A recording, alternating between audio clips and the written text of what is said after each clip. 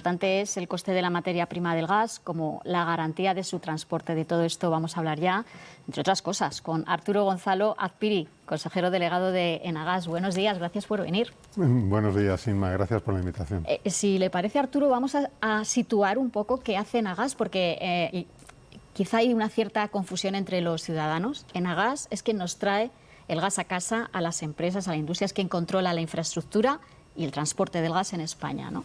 Así es, Inma.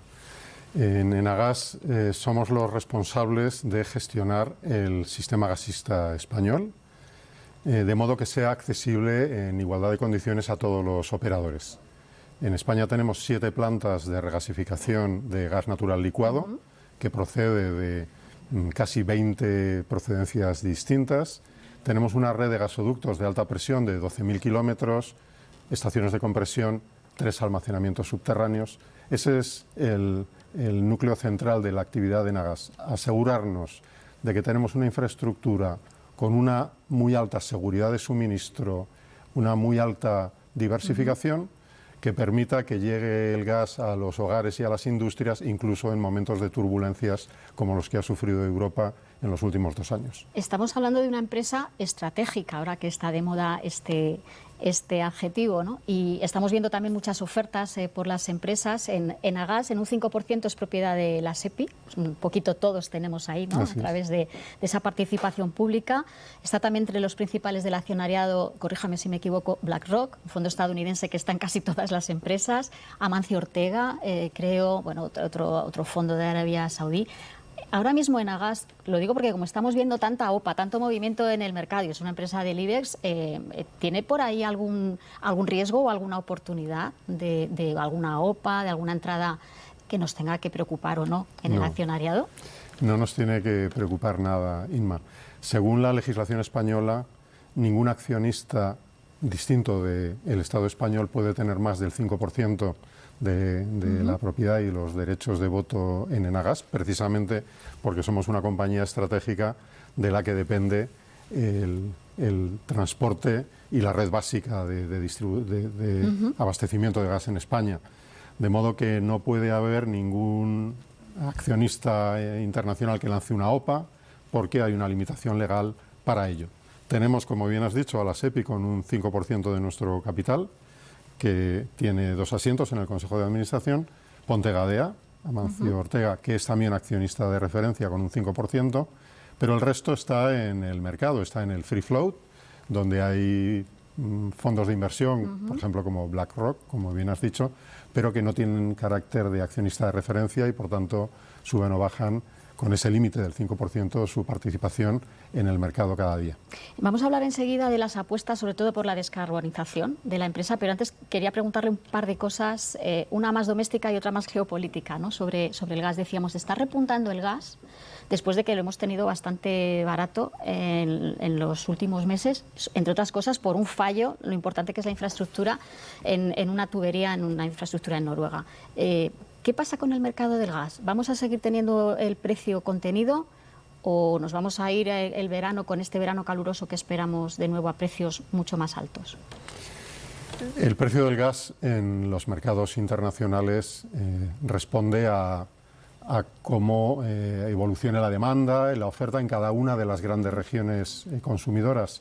Por ejemplo, en estos últimos días, estas últimas semanas, ha habido una ola de calor de una extraordinaria intensidad en Asia.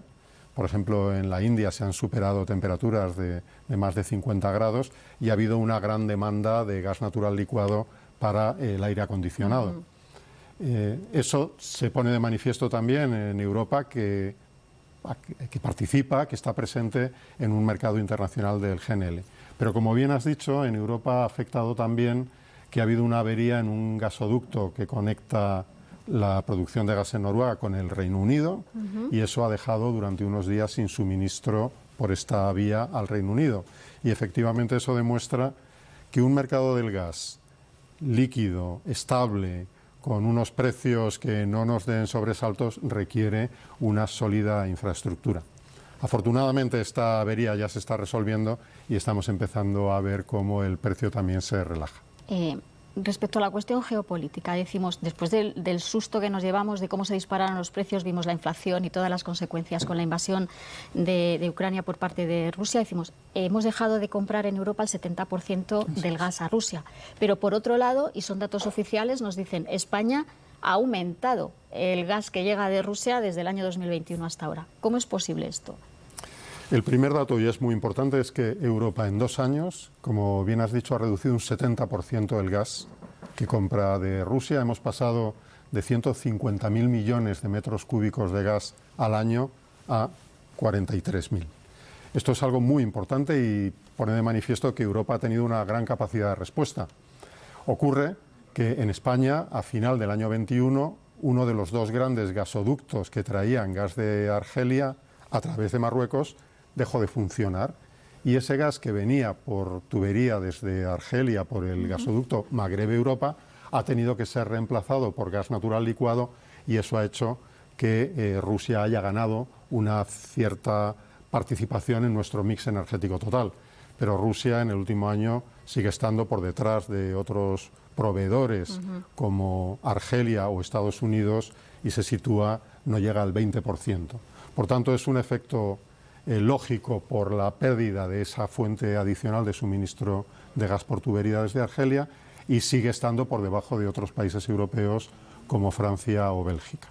Bueno, estamos en el proceso de descarbonización. Hoy Naciones Unidas vuelve a recordarnos que el calentamiento va muy rápido y que tenemos que ir más deprisa en este proceso.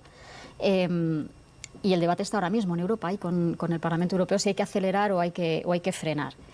Enagás apuesta claramente por el hidrógeno verde, que vamos a explicar rápidamente. El hidrógeno verde sale del agua, ¿no? Separamos por un proceso el oxígeno y el hidrógeno, y si ese proceso se hace con energía renovable, limpia, esto es hidrógeno verde. Los pros están muy claros, es una energía que es muy versátil, que es fácil de transportar, que se puede almacenar, ¿no? Pero también hay contras.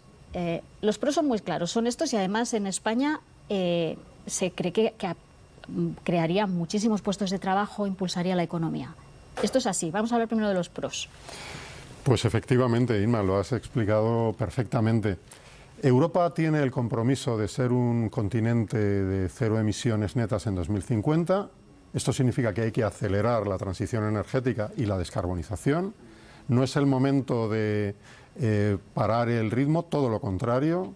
Los datos nos muestran que en el último año cada mes ha sido el más caluroso de la serie histórica. El cambio climático es una realidad y hay que combatirlo con urgencia.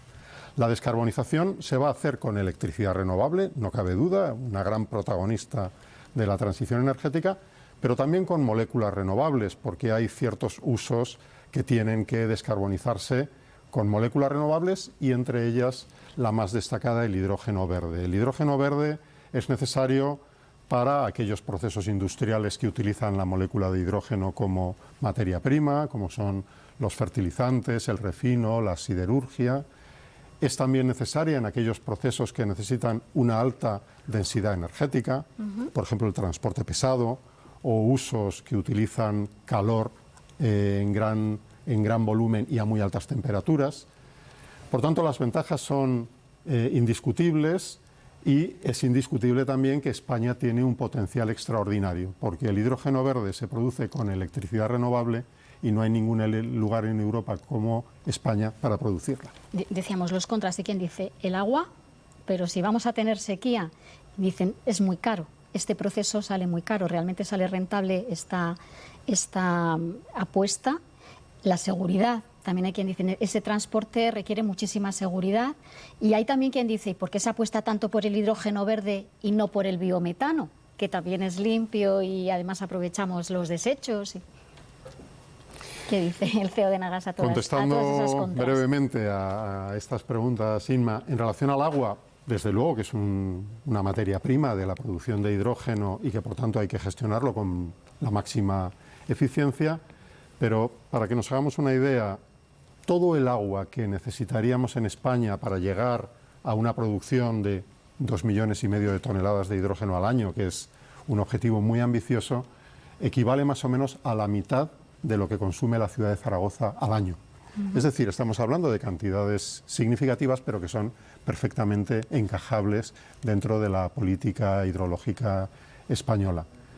Los costes son todavía comparativamente altos, pero se están reduciendo a gran velocidad y hay ya usos del hidrógeno verde, como por ejemplo en la movilidad, en el transporte, que empiezan a ser plenamente competitivos respecto a los combustibles tradicionales. Y en cuanto a la seguridad, bueno, por supuesto que es un gas inflamable que hay que manejar con profesionalidad y con capacidad técnica, exactamente igual que el gas natural, pero que se está haciendo ya en muchos lugares del mundo. Recientemente se ha puesto en marcha en Estados Unidos un hidroducto de 800 kilómetros de longitud que pone en contacto zonas de producción y consumo de hidrógeno. Por tanto, es un reto técnico que está perfectamente al alcance de nuestras capacidades. Arturo Gonzalo Azpiri, se nos ha ido el tiempo volando. CEO de Enagas, consejero delegado de la empresa que nos lleva el gas a casa y a las industrias. Gracias por venir a La Economía, por ayudarnos a explicar un poquito más cómo funciona este complejo mercado. Esperamos pronto de nuevo por aquí. Gracias. Un placer, Inma, a vuestra disposición. Acabamos.